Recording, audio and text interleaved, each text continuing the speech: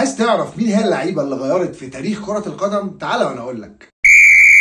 جوزي المعيز. استنى بس، انا ما بهرجش، احنا النهارده كلامنا عن الاثنين الملقبين بالجوت، الارجنتيني ليونيل ميسي والبرتغالي كريستيانو رونالدو. ليه اسمهم الجوت؟ تفتكر يعني بيشبهون بالمعيز؟ لا طبعا.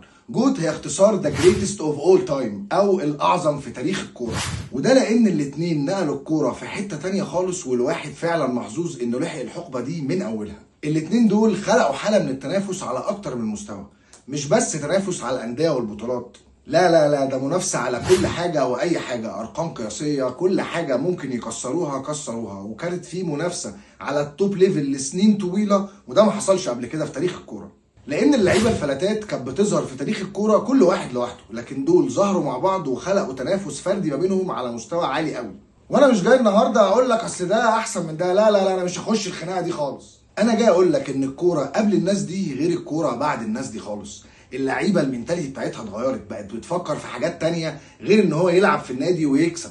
طبعا ارقامهم كتير وبطولاتهم اكتر، بس ابرزهم كان كاس العالم اللي حققه ميسي اخيرا، وبكده هو قفل اللعبه حرفيا. بس للاسف لكل حقبه نهايه، وخلصت حقبه ليونيل ميسي وكريستيانو رونالدو في التوب ليفل، ومستنيين نشوف مين هيقدر يقرب من عرشهم. لو بتحب الكوره ومن مشجعينها، اتاكد انك عامل لايك وفولو للقناه عشان يجيلك كل جديد.